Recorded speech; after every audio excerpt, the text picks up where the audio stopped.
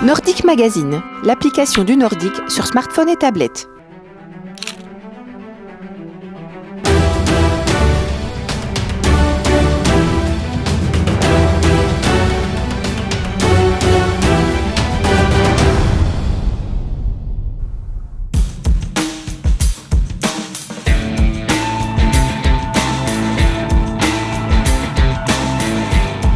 La grande fête du biathlon tricolore a attiré la foule en Franche-Comté en cette fin du mois d'octobre.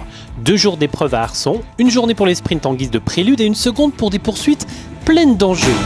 Quelques semaines de l'hiver, à quelques jours de retrouver la Scandinavie pour l'équipe élite, il y avait plusieurs questions qui attendaient réponse. Première certitude, la Morborand d'Anaïs Bescon est bien la patronne chez les dames. À Bessan, comme à Arçon, elle sera restée invaincue durant tout l'automne. Mais tout n'a pas été parfait pour la Jurassienne partie 2 secondes devant la jeune Justine Breza. Avec 5 fautes, la chef de file de l'équipe de France sait qu'elle peut mieux faire. Aujourd'hui, oui, des grosses choses au niveau du tir. C'est bizarre, en fait, je pense que la chaleur aujourd'hui m'a un peu perturbée au tir.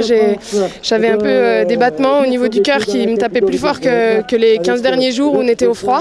Et ça m'a peut-être un petit peu perturbée. Je suis un peu déçue de ne pas avoir réussi à m'adapter, mais je suis contente d'avoir laissé la concurrence derrière quand même. Derrière la Jurassienne, Justine Breza a tenu son rang entre samedi et dimanche.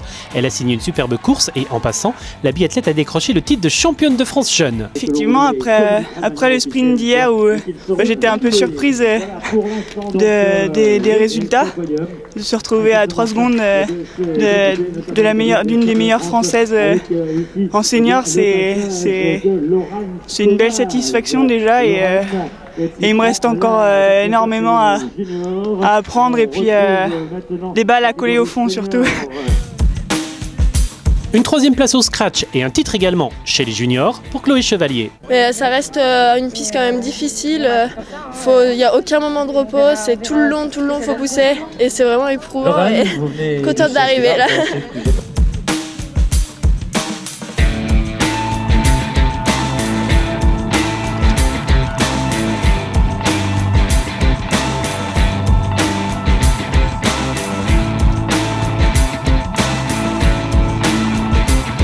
Un peu plus tôt dans la journée, ce sont les jeunes hommes qui se sont affrontés dans le stade Florence Bavrel.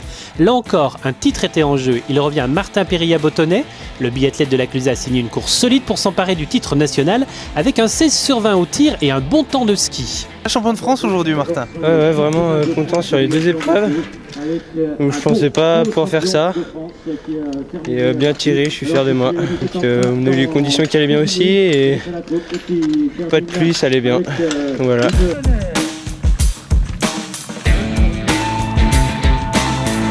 En junior, Aristide Beg, lui, est aussi devenu champion de France, au détriment du Vosgien Fabien Claude et de Thibaut Augier. Je suis content, mais vraiment, j'ai vraiment été au bout de moi-même et je pouvais pas aller plus vite.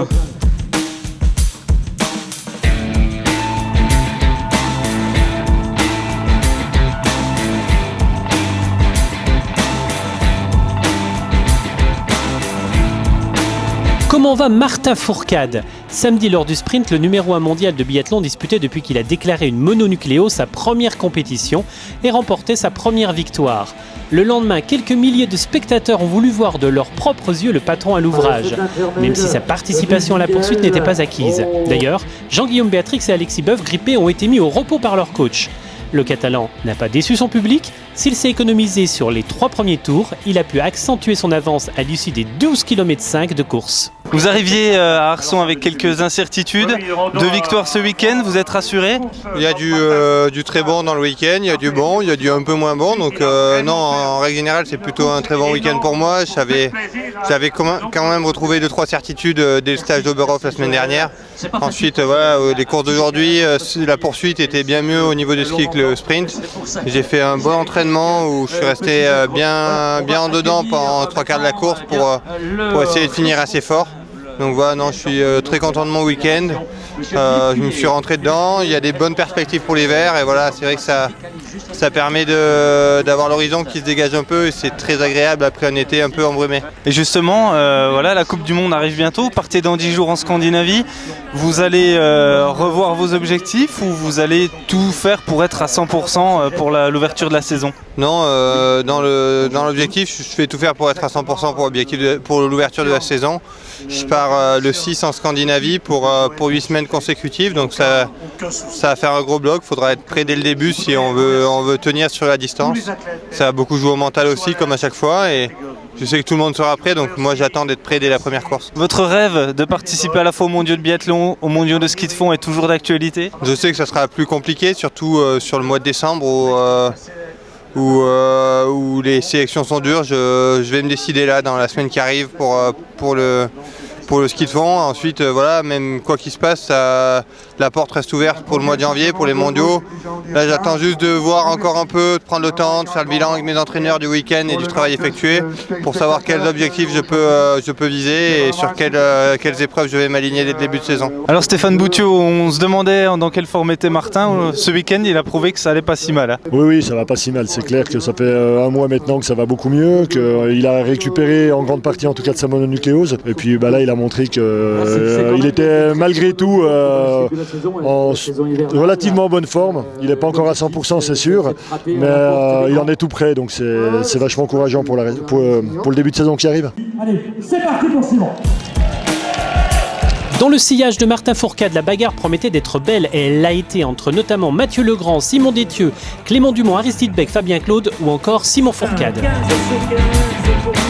Finalement, c'est le biathlète de Villars, Mathieu Legrand, qui a tiré les marrons du feu grâce à un excellent tir à 19/20. Ouais, un bon week-end on était là pour confirmer le boulot fait de cet été et ça confirme plutôt pas mal.